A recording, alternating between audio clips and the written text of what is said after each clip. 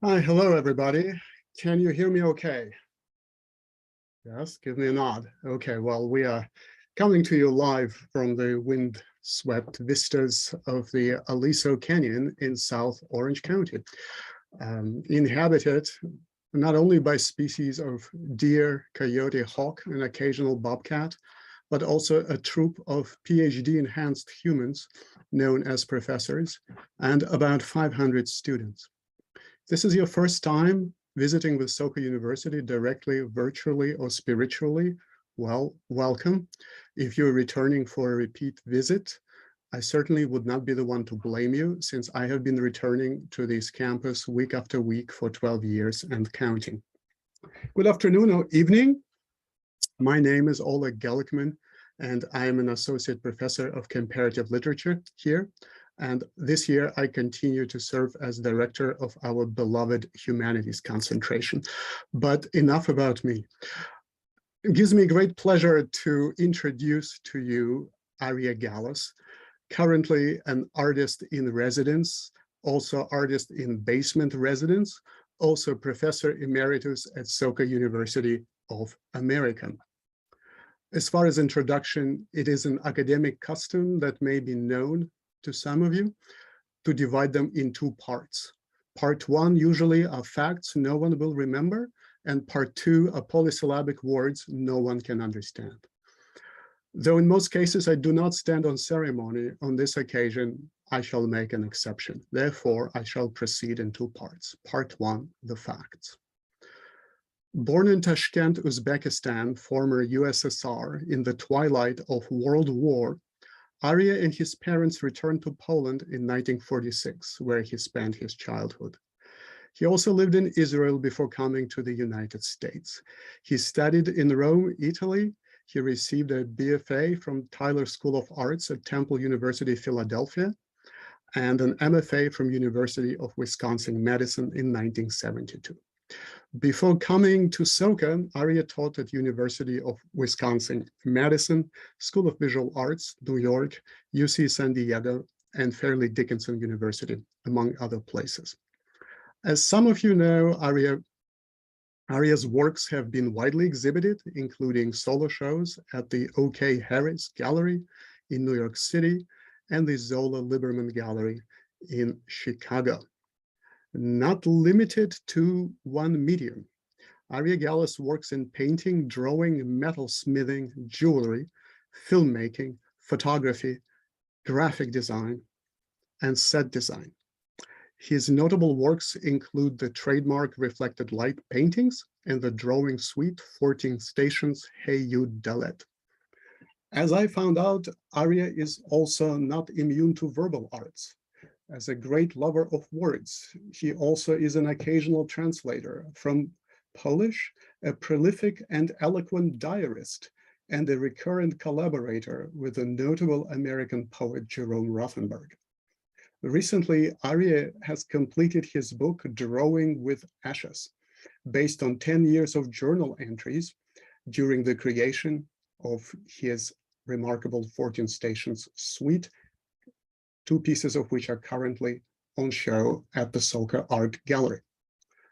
Now comes part two, where I'm going to engage in what Mary Roach called the bringing forth of polysyllabic words. I think of Arie's art as strong modernism. And that means that we're talking about a very canonical moment in the evolution of 1960s art scene. Even though you can recall this moment very easily if you stop by Tate, Whitney, or MoMA, I think it is quite easy to forget what it was when it was lived before it became all that, before anybody knew this would become all that. Well, let's say that at that moment, art found itself suspended at the crossroads of abstract expressionism, old hat, pop art coming in strong, color abstraction gaining speed, and conceptualism and performance, all the rage. Many others have gone, but this moment is still with us. And before anybody knew what it would be, let me try to paint for you a picture, what I think it felt like to be an artist at that particular moment, to be able to create art. It seems to me, among other things, it was the following things. One, to negotiate these tensions and find an equilibrium not yet given. Also, to paint not the world by paintings, as Arnold Schoenberg said. And what does that mean? Paintings that work as images in their own right, in spite of resemblance. What else? To assert that art is not reducible to an episode in the history of religion or an artifact of the market. Simply because art is sold does not mean it is a commodity. Also, to affirm that the possibilities of figuration on canvas, that magic space delimited by the frame, are limitless, while the imitation of the world is always constricted by what the world looks like to us. What else? Well, how about this? To dedicate a life to the creation of something even greater than a set of paintings, but a recognizable and highly technical idiom. And here I'm thinking about Arie's reflected light paintings or his way with charcoal. And that idiom, right, would be singular to one's own name, and yet at the same time would be able to stand up to the entirety of the tradition. I think that's a distinct feature of what I call here strong modernism. I feel all of those things in Arie's work, and many others besides, of course. I think that his presence here, his generous and somewhat miraculous modernist faith, the fact that he was able to keep it, his art, his teaching, elevate our lives against the odds of time and world. Therefore, please join me in welcoming and witnessing the art and the person of Arie Gallis. Arie, please, don't forget to unmute yourself.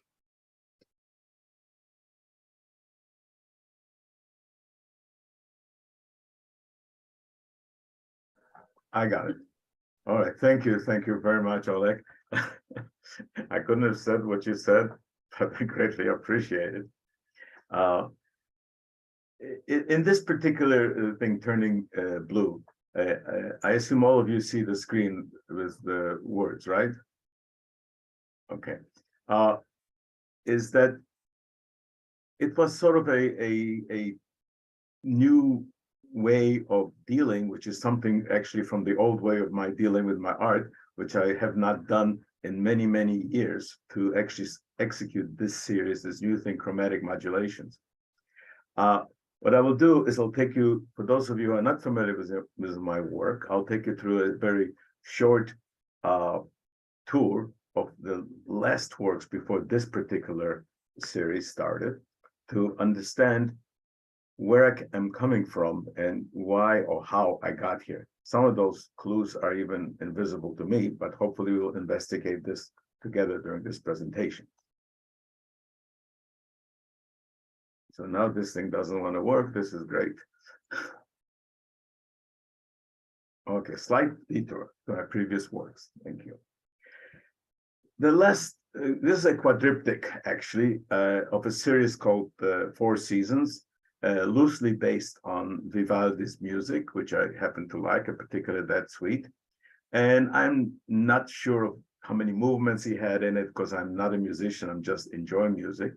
But I decided to have each season to be done in 4 different kind of moods. That each piece is about 4 feet by 2 feet. The total of the quadriptych is of course 4 by 8 feet.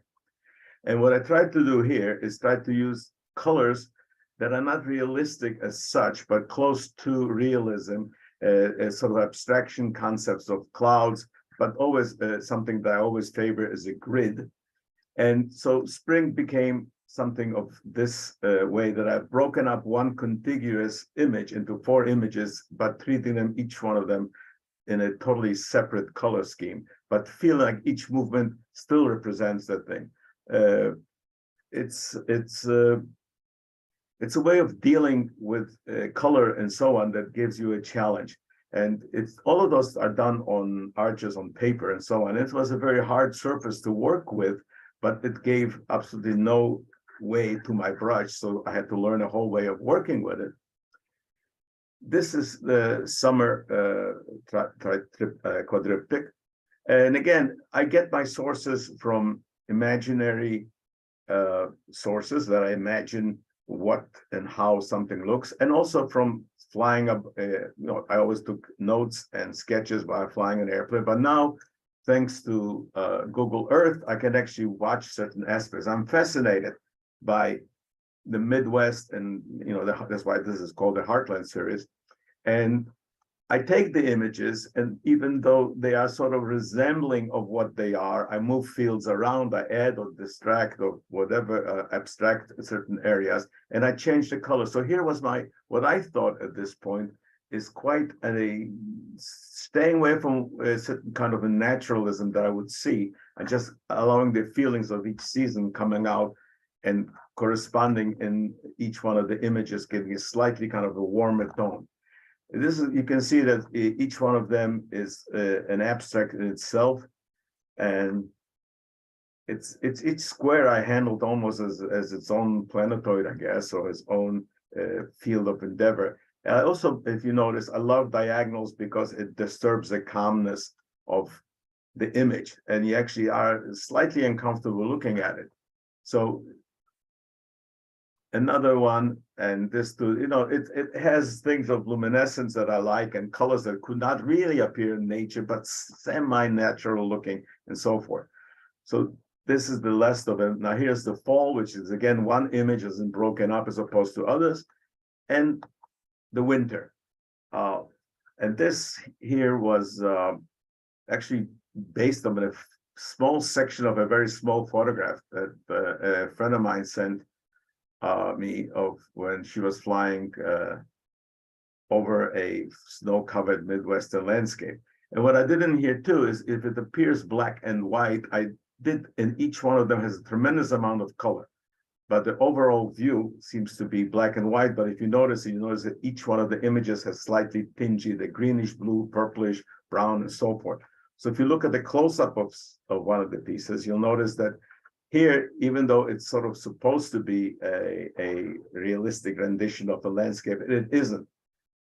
And also a lot of color that's involved inside the darker areas of the image. Oh, here it goes. What happened when I started working on this particular series, Turning Blue is actually the second one of my things. So I started the first one, which is for many years I have not used canvas and I've just worked on paper. And those are the two, one on top and the blue landscape, the chromatic modulation 2 on the bottom. I started with the top as sort of, this is the final version of it. It's sort of, I tried to be a little bit Fauvist on that and try to use brighter colors, etc.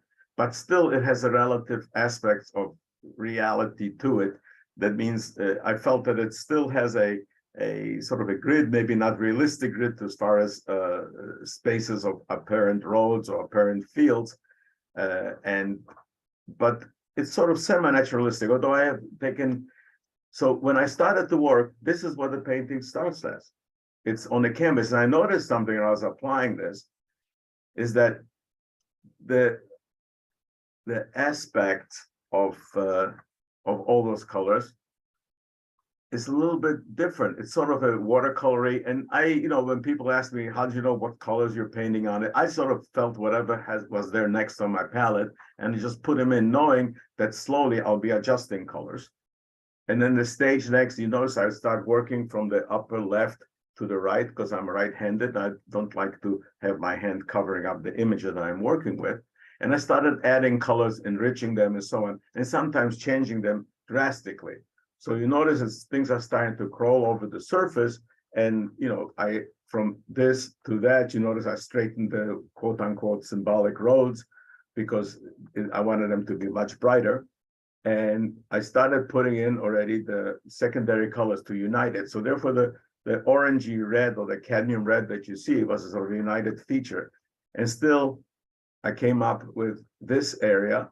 It is almost ready until this is the final way. Now, what happens between this stage and that stage is that from here to here, I've not only employed techniques of changing colors, but I employed a rather Renaissance technique of glazing each section in different colors, therefore accentuating some of the greens, or accentuating the blues or the reds and so on, and being able to get this kind of a brilliance. And that was a sort of an appetizer to what I had as the next concept for my number 2. The 3x4 size paintings, 3 feet by 4 feet. Now this one, I actually started to document it more because by now I was learning.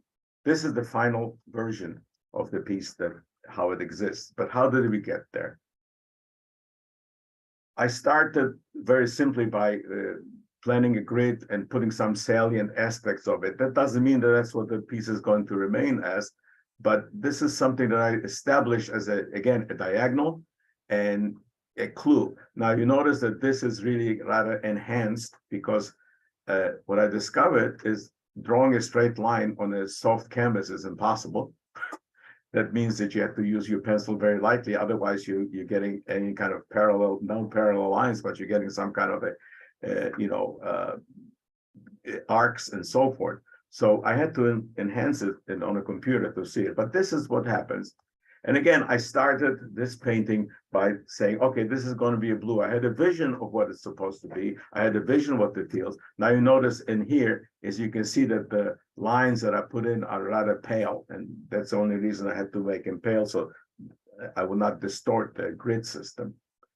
And I start working by simply, actually it's sort of intuitive, by adding areas and color, whichever way I felt. I know that's not going to be what it is, but it had a certain kind of a calming effect. So from this one to this image, and you notice on top here, it doesn't exist, but on the bottom here, I put in a little, on top center, there's a little shin standing for Shaddai, or the Almighty. I always put certain things into one of my paintings. On the other one, actually, there's a menorah, which you can see.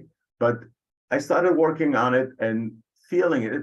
You're seeing it now, but this is actually days of sitting, putting a certain area and studying it and working mentally, seeing what is it there that has to be done. And I kept adding and adding until I came up with this, which in itself, it looked like a very interesting watercolor painting to me. And, something inside me would say, Arie, quit while you're ahead. And I said, well, this is kind of interesting to me, but it's not what I wanted. But I didn't know what I really wanted because I had to feel it. I had to understand what's bothering me or not. So I went from here and I started putting some colors in. And that destroyed everything else I've done because it's a whole different scale, a whole different value of colors and so on. And it sort of looked at first like a little planet Earth or some kind of extraterrestrial planet. So I added some other colors to see how it will develop itself, and adding reds, knowing that I wanted to be blue, but I had to add all the complementary colors to it. So when I look from here, the way it was, you can see that some things are crawling. Now, some of the colors, like on the bottom left, I simply added because I had the paint left over on the brush and I was working with the red and I've just put it down there. So it wasn't at this point, it's more intuitive than rather thoughtful. And you notice also that the sort of earth looking center blue thing, I cut it. I decided to make it into squares because it was just giving me the heebie-jeebies to look like I'm painting a planet. That's not what I wanted. I wanted to flatten the surface rather than to leave it in a sort of a three-dimensional state. So I came to this, and then it comes in, and you can see how certain things are moving in. On the upper left, you can see that the orange and complementary blue was coming in. There's some additional colors coming in. What's really important to me is the first circle from the upper right. When you notice like that, I built it up this way. And then I went farther on and I started working. It's not my natural way of working at this one, but I started filling in areas that I wanted to get some kind of a more impasto effect and color intensity. So slowly I'm saying, how is this going to be a blue painting? So I've added some things. I've changed some things. If you look at the upper left, you see a field has a large orange kind of a breaking up the surface of it. And then I switched it to here, so I decreased the orange. Plus, I added, you see the upper two, the light blue and the semi thing, and I added something else to it, so I made it a little bit darker. Now the bottom is still staying basically the same. Now this was actually a breakthrough. This point here, up to now, I was sort of not knowing where I'm going with this until I came to this stage. And all of a sudden, that circle that you see here with a blue wedge and so on the right, I changed everything. I made it into almost a totally irrelevant sunset kind of figure with clouds and so on, but basically working with complements, oranges and blue. And the painting evolved through that. And slowly, as you can see, blues start creeping in.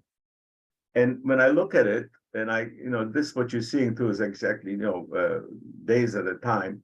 When you look at something changing, the shin disappears on top, becomes blue. The areas on top, which was, green and so on and pink, now it becomes blue and orange. When you look at it on the left-hand side, you notice that certain things get a little bit darker. Now, the process of creating something is that the painting is telling you where to go. You're trying to tell the painting where to go, literally. And at the same time, there's a rather big battle going on. You sit in there and you feel comfortable, and then sometimes you look at it and it's very uncomfortable and you don't know where it's going to go. And it still has not congealed at this stage. But what I'm trying to do is color-wise to build up the intensity. I want people to feel the blueness of it, but without any kind of contrast. I might as well have put it on a flat blue screen and called it blue, and that will be sufficient. Kelly did it very well. So you notice up there on the upper left, you notice the whole field that's changed. The red becomes aqua, the pinks become blue. And if you're looking at it, the bottom one here, you see the little area below the dark blues on the left-hand side, that also started changing. And slowly, I just kept adding color to it.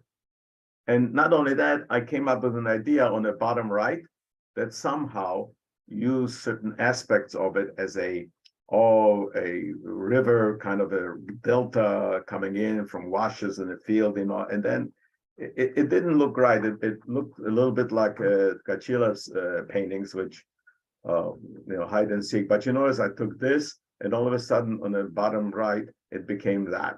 And slowly, you see the center bottom right, there's like a very light pinkish, purplish thing. I shifted it to the orange and the blue. So there's a lot of changes on it from here to here. And I'm starting to feel something that the painting is now telling me that I'm perhaps on the right way, but not quite. And for my next stage, I decided to make it slightly bottom heavy, to have some kind of a, somebody's giving me a signal here, lights went out. And what I do is I keep adding areas to the painting until I came up with this. Now this appears to be a solid piece of work, etc. But still, I felt very badly about the bottom right thing. It looked like some photograph from a optometrist checking out your retina. It just didn't feel right. It wasn't the right thing. Plus, if you notice, is that on the bottom there were two rectangles, and it didn't feel right. So I added 3 circular fields. And again, I'm using words like fields, not necessarily to describe what a field is. I'm just saying is that I felt that the circles and that was just too flat. It wasn't connecting to the rest of the painting. So I kept from there and I started darkening things. Now you notice once I got this a little bit darker, certain things started to hold together. But I knew this is a grid and I wanted the grid on it. So the next step, not only did I put a grid, but I have done, if you took it, what I told you looked like a retina, I changed it to a group of fields and maintained the line going to the upper right. And I switched from this to this, and I put the grid. Now, this is a typical, what you call it, complementary aspect of the painting, is that, use orange and blue, and they sort of fight each other. But this grid seemed to be too much imposed on it, as if in the old days when I used to do scientific drawings, you look through the microscope and you could see a grid, and then you would take a part of an insect or whatever and draw it within that particular grid. And this didn't feel right to me. So what I did is I decided that I will use I think a quinine syndrome, whatever it's called, paint. It's a certain violet to glaze over the piece. So I did this, and all of a sudden this has become much more viable to me because it linked everything together, became part of it rather than a superimposed bit. One of the amazing things while doing this particular painting is I would work for hours standing, a few feet away from it. And, therefore my whole field of vision was taken up by the blue. And what would happen, I usually walk at night, before watching TV or going to sleep. And everything from the sidewalks to the black road to everything else appeared orangey or purplish. And I thought something was going wrong with my eyes. I really didn't understand that phenomena until a little bit later when I thought about it. I said, my God, you're looking for hours in a day. You're spending 4 or 5 hours a day looking at something that is blue. And obviously your eye wants to see the opposite of it. So therefore, thankfully, I thought something was going wrong with my eyes. But thankfully, once I finished the painting, they returned to its normal status. Now, what happened is that this is how it started. And this is how it ended. And there's a long way of turning something from one image to another. And if I were to talk about it on a conceptual level, is that I knew I wanted some colors to work with each other. I wanted some colors to fight with each other. I had no idea when I did this that this is going to be. And I think a lot of artists have the same thing, that people saying, well, you have an idea, you do the art, and you do a sketch, you color in the sketch, and that's what happens, but it doesn't. And people ask me, how do you know your painting is finished? My basic answer is that I don't until it doesn't bother me. Now, what you can't see here, and I can't record it in this final version, is not only have I used actually rather straight out of the tube paints to create this image, but I also, after the major thing, every one of those fields has been glazed. It's a pretty Renaissance technique, meaning I would put a clear layer of something. So if I wanted to intensify a green to make it more green or more blue, I would glaze it, let's say, with phthalo. Or if I wanted to have some area to be less orange, I would glaze it with a red, or say a blue is maybe a plain vibrant magenta, so it became a sort of a purplish blue. But I would try to pull almost every color and shade that I can possibly do, plus adding a complement to the reds that you see by adding green. So basically I was playing around with it and playing around with the shapes and changing. If you look at this right now on the center right edge there, that field has changed so much. It has nothing to do with any kind of reality. I just felt it needed the green in there, it needed to be broken up rather than a steady continuation line of the other fields that are going in there. Now, what I have here is I did a sort of a quick review for you to see. I cannot do a time lapse, but I can certainly click much faster. So this is what it started as a grid, and I'm going to go rather fast with this.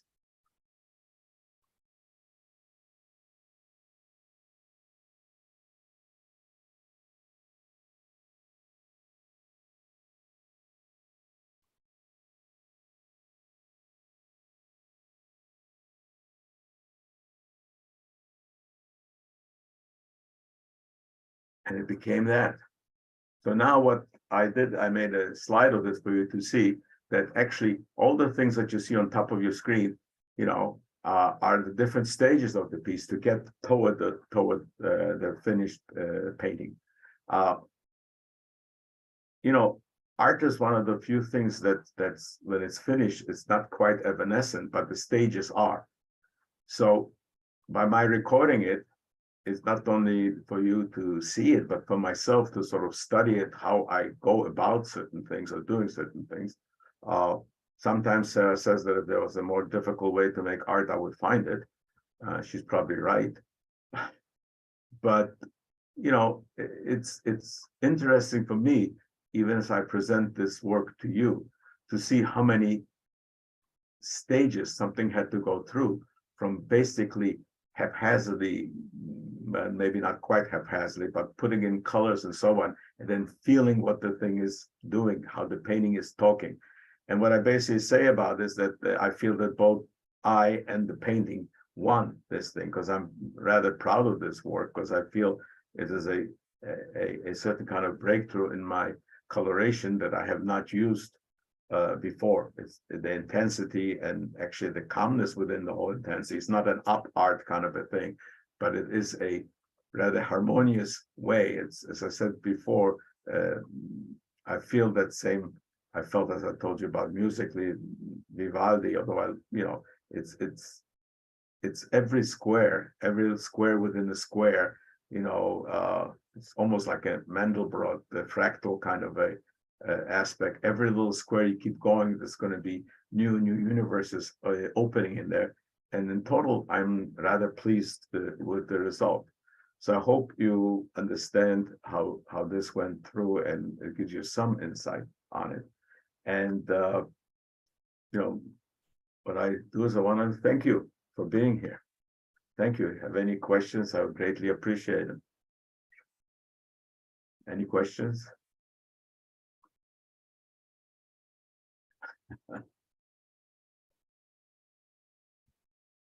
Well, there's no questions, comments. Okay, well, listen, nobody threw tomatoes and egg. Judy, you want to Feel free to raise your hand if you want to ask a question, and we will unmute you. Raise your hand with the reaction buttons. I'll see if I can find you on screen. the reaction button someplace? Not yet. Yeah, I see Ann Pierce. I'm going to unmute you.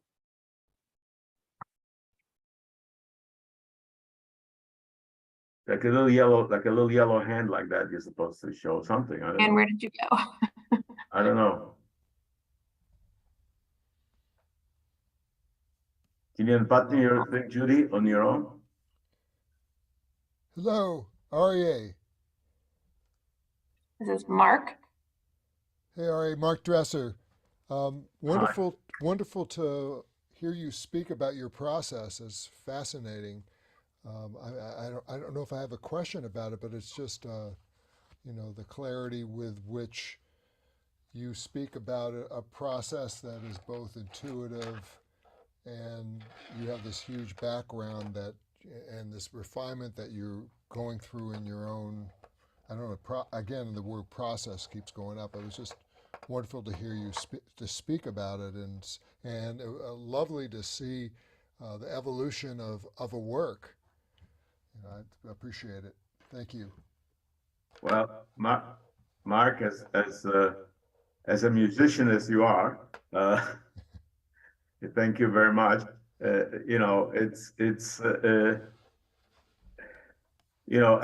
do use something about my art as a comparison. Some people paint like Mozart, they do everything comes in actually, and I feel sort of, not to give myself airs about that, but if I looked at the actual scores, what Beethoven wrote, and it looks like a battle took place on a piece of paper.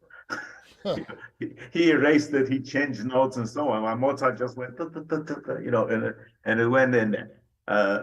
So each one is valid, and to me, this process somehow seems more rewarding to me, that I'm asking myself questions all the time and searching for answers, and some of them come out of my head, and some of them just actually from the canvas. Right. That makes sense. As someone who improvises music and writes down a bare minimum of what it is, to see a document of a process seems so soothing, in comparison to a process that, as I deal with developing language and process, and a body of music. So yeah, again, thank you. Enjoyed it. And we have Judy. Hi, Aria. Hi, Judith. Beautiful job leading us through your journey there. Beautiful, beautiful painting. And it really was quite exciting to see the way you developed that work and how much freedom you gave yourself to play and try and fail and try again. And what a wonderful result. And there are many universes I see in that painting, and the color is just a glow. It's a magnificent piece. Thank you for sharing your process with us. Thank you very much, Judith. Thank you. I see we have Ann Pierce. And Can you unmute?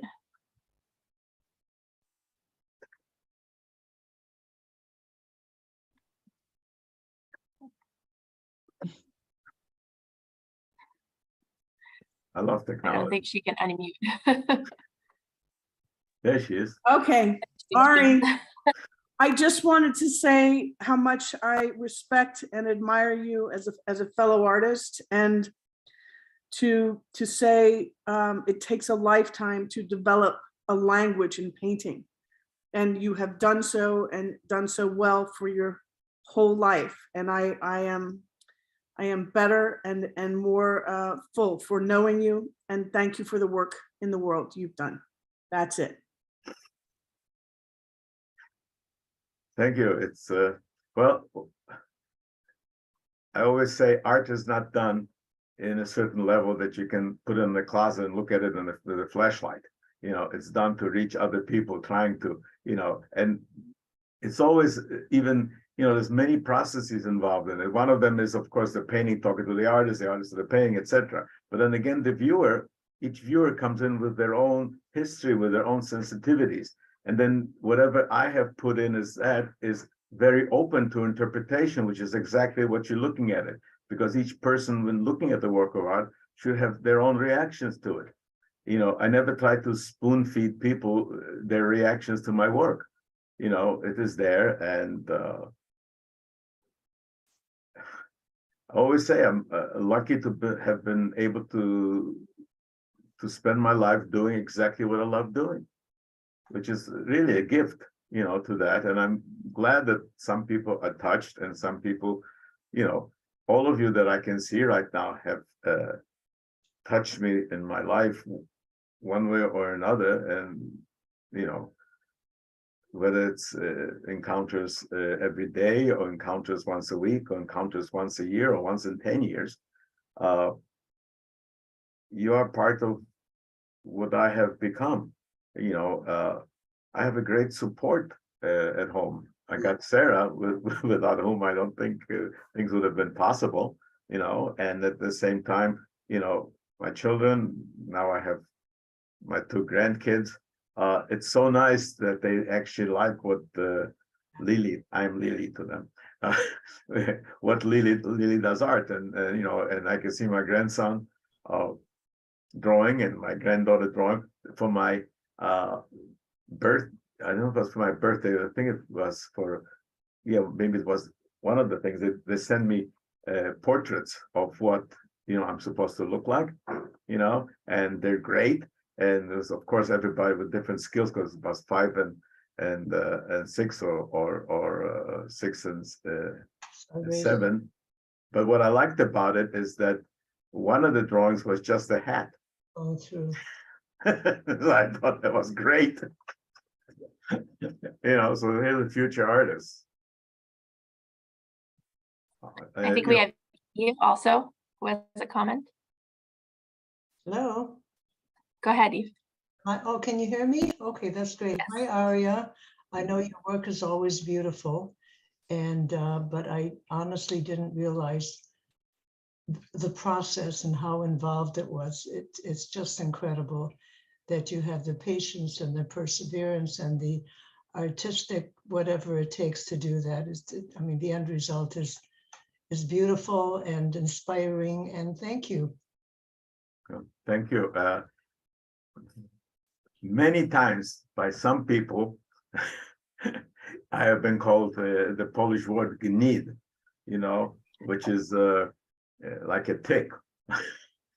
And I latch onto something and I don't let go, no matter what it is. I just keep working at it and lucky sometimes it comes in. Oleg mentions my drawings and so on, and actually Oleg has been a model in one of the drawings which will appear in the spring talk that I'm going to give. But I love the aspects of being able to find all the ranges within a black and white piece of charcoal or pencil, and at the same time try to discover something about color. I consider myself in a certain level a clumsy artist. I'm not being downgrading myself or anything else. But I mean by clumsy is I have friends who are artists who can take a brush and come up with a beautiful image almost instantly with a fluid line. And I'm most of an artist sort of plugs along and so on. I can see it, but it takes me a little bit longer to get to that line. Somebody's Oleg?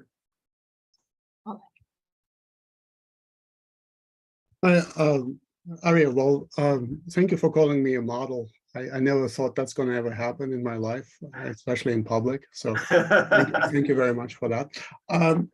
I wonder if I can bore everybody to death with an academic question. Actually, I know I can. I'm very interested in your use of the grid, because it is such a major motif in that tradition in which you work. Mondrian would be one reference. Some people try to get away from the grid and the square, and Ellsworth Kelly that you mentioned would be one, and people who want to work with shapes or just exit the grid and the square altogether into some kind of between painting and framed space, like conceptualists do. So you talked a little bit about the grid and the way you do it, and I wonder if you could just tell everybody how you use it, why do you position it, what functions it performs, why it's there and not elsewhere. That's one question.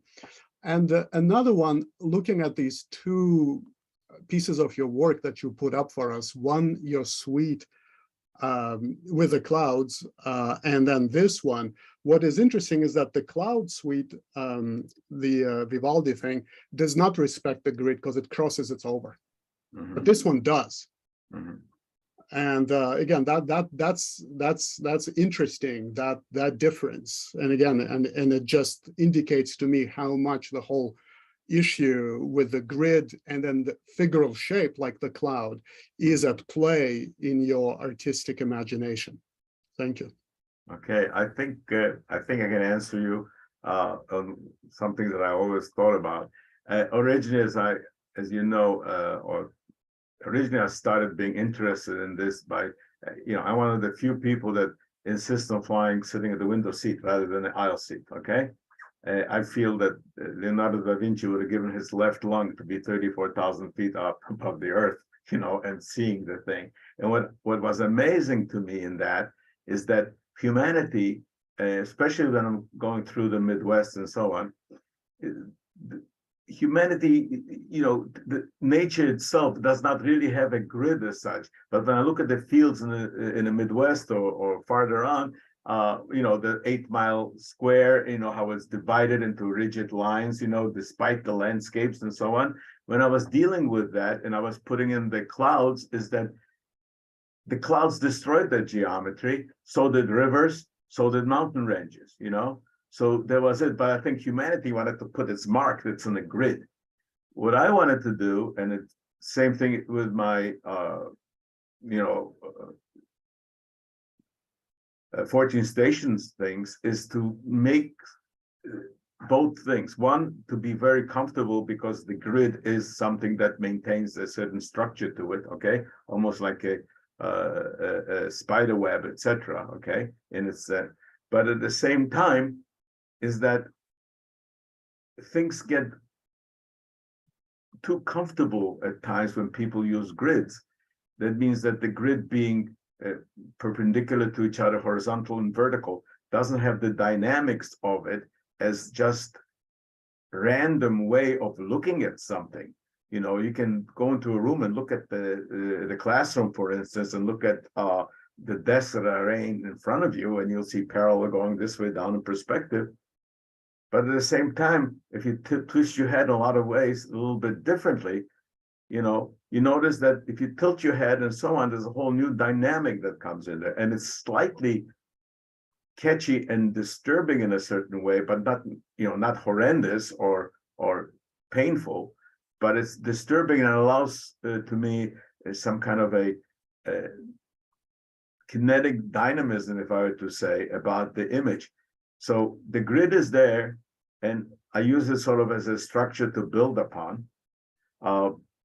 What's really strange is I did work for a while as an electron photomicrographer at Billings Hospital in the University of Chicago, you know, where I would take, I didn't know what I was doing as far as that, but, you know, I mean, I knew what to do with the photography, but, you know, I didn't know how to take a picture with an electron microscope. So when I first got the job, I walked into this thing and people were showing me this thing. It looked like something from Star Trek. And I said, I never worked with this model of electron microscope. Of course, I never worked with any model of electron microscope, okay? But what I noticed there too is there's an amazing tiling going on in nature, okay? There's tiling in nature. A friend of mine who's a metallurgist showed me his things. So there's a certain symmetry that gets into a certain kind where you have the tiling going this way and it creates crystalline structures. And I see that thing here to me. It's a certain mildly off-center, but rather pacifying or calm way of me to deal with images, you know. And like in this piece, it's a little bit different than, say, for instance, on the 14 stations, where I on purpose wanted people to feel slightly uncomfortable, you know, as if the plane was moving sideways or whatever, you know, more oblique, more twists. But the grid is a very big part because it creates a framework. There's a famous etching from the 1500s, I guess, Albert Dürer looking at something through a little pane of glass which has a grid on it, you know. So I'm not the person who invented any of that, but you could see that, all right? And that grid always exists for me, and depends which way I tilt my head, it changes. But yeah, it's a structural aspect of it. It's probably one of the most formalistic things that I've ever used, you know, on my art. Yeah. Thank you. I think you're on to something very, very deep, and in a sense that, as you said, looking at it, we tend to think that the grid is the basic and the rational, and the cloudy forms are somehow more spontaneous, natural, or projected emotional forms of order. Mm-hmm. But that's a fairly arbitrary differentiation. So, the diagonal element in it, that's really something that I wanted you to highlight for us, because I think it's because the image is coherent, because it doesn't slide off, fall off, or recess or advance, because you've succeeded, it hides the success. If I did the grid, it'll probably look like the painting is falling off the wall. And I'm just trying to highlight how delicate and deliberate that is. So I'm sorry, I couldn't resist answering my own question. I've been teaching for too long, so I'll mute myself right now. Thank you. Keep talking, it's fine. Anybody else have comments or questions? Or we have Tom. No. Yes, I'd like to know, Arie, if you use the computer for your grids to quickly change the color. I noticed it was pink and all of a sudden it was orange. Okay. It takes a long time to paint that orange. Can you go into it just to see how it's going to look utilizing, say, Photoshop or something like that? No, I am pretty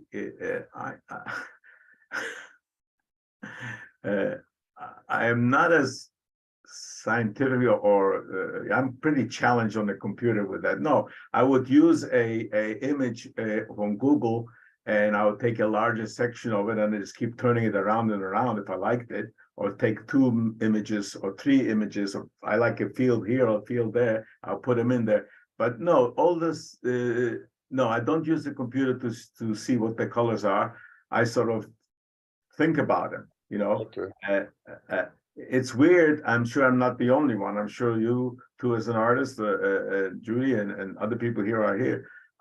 You know, I can actually talk to some person. I can look at you now, or look at the screen, and if I want to think of my painting, somehow I actually see it in front of me. I can't explain what it is. I don't really see it, but I know it. I can tell every color shade or every section, and I'm sure all of us have it. So no, my basic thing about computer art is that for some people it's wonderful, and so on, and it describes something that you should know within yourself. If person has absolutely no concept what's happening, and you know, you can make 1,000 pretty bad paintings in an hour with a computer. You know, well, maybe, you know, maybe. Right. Maybe you can make, you know, but again, you can make some beautiful things on the computer if you have the talent to understand what the, you know, there's nothing holy about the animal or synthetic hair stuck on a stick, you know, as opposed to pixels. I mean, you know, art has changed, but no, I do not use it. I sort of go through the process how my eyes see something and do it, because you know, changing it on a computer would not really help me, because I would look at it after I did the change and I probably would change it all over again. You know, just will complicate things a little bit. Okay, thank you. Okay. I think we have Sijia. Mm-hmm. Hi. Can you see me? Yes.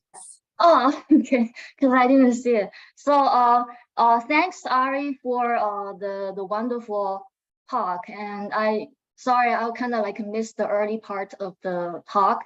So, and I like Alex's question that is about the grid, and really makes me think a lot. I'm not sure if it's a question, but about the grid, I actually remember that in 18th century, 19th century, when people are drawing the portrait, they usually use like the grid to kind of like locate the structure of the head, the head of the like, especially you know what I'm talking about, right? Yes, I was like, yeah. So it's just something that I related to the grid talk, and it's interesting to think about the meaning of the grid. And I know you said that you don't like to kind of enforce the meaning of your paintings, and like don't want to spoon feed the people. But I really do have a question about your intention of creating this picture, this painting with the blue color. And of course you mentioned about the color of orange to make a contrast. It's very impressive to me, because when I'm doing the literary criticism, there are always some kind of contrast, and then the tension is very important. So I just want to ask your intention of creating this painting as an artist. Okay, one of them actually is that I wanted to get out of my comfort zone, where I was very comfortable with earth-like colors, or naturalistic colors, or semi-naturalistic colors, and to create something based upon a landscape grid, using colors which are basically not associated with such, it's not my blue period or whatever, things like that. But no, it was just, I wanted to see how far out of my regular comfort zone I can get it out, of brightening up the colors and so on. I am, well, somebody's giving me a sign. I look at my work is that I am probably my worst boss and my best worker, As a boss, I say, you got to work till midnight and do this. And as a worker, I say, no, I'll work till 4 a.m, So, it was a challenge to me to see how that's why the turning blue, was I actually mean by that is it was a major turn from my comfort zone, to create some painting that's a little bit different. And as far as the grids are concerned too, you're right. I mean, there's people do grids for transferring and so on. There's I actually teach my students how to do a transfer by a system that Da Vinci invented, for instance, by using diagonals. But the grid is important. There's one thing that I have a question with. Like, I remember there's all kinds of books, how to paint animals or how to paint faces.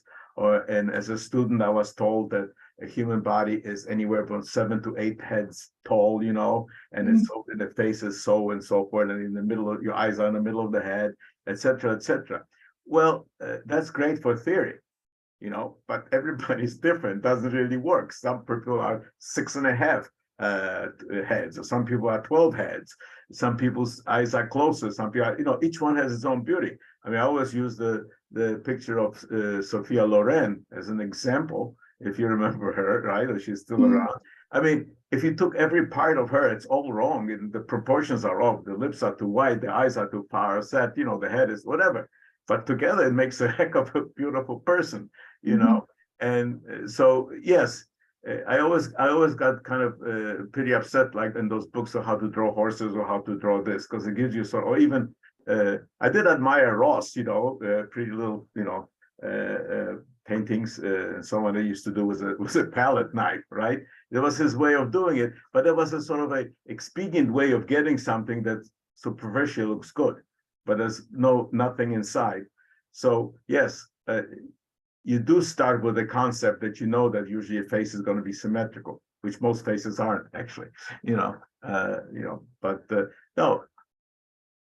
I'm glad that you noticed that thing in the past, that this is how it happens.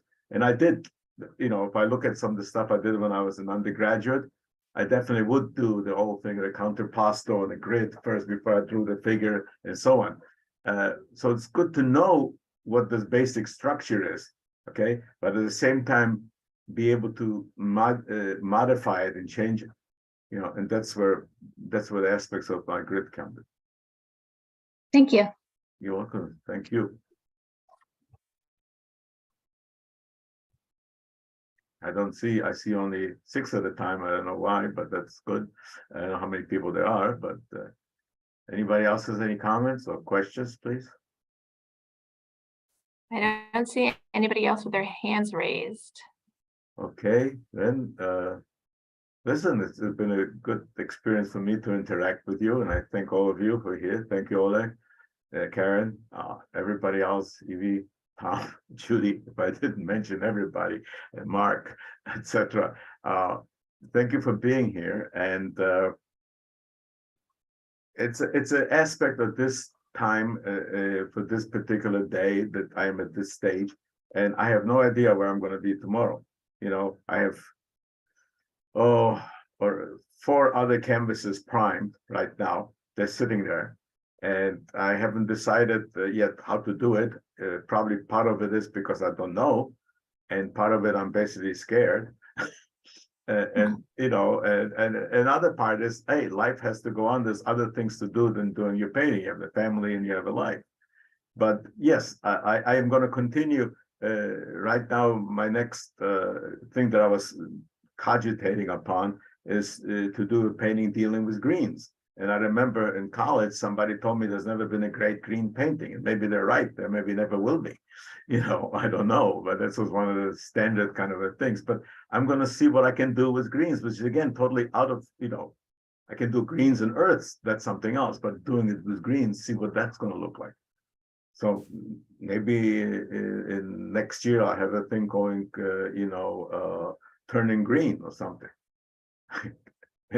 Attach it to some ecology aspects of it.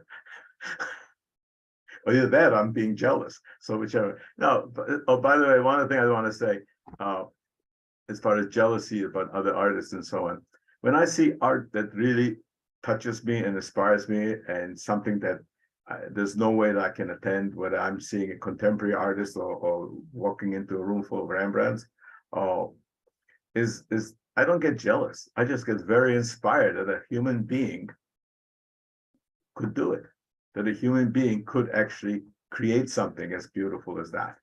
And so I'm not going to be a Rembrandt or Picasso or anything else, but I'll try to be a good Gallus. Well, now I see, oh, I see now people are smiling there. Jackie, I see it too.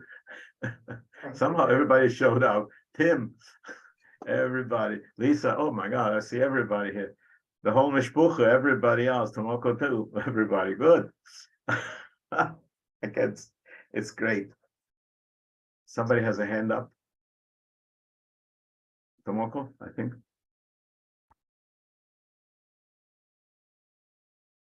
Tomoko, are you unmuted? No, I was just clapping. I just clapped.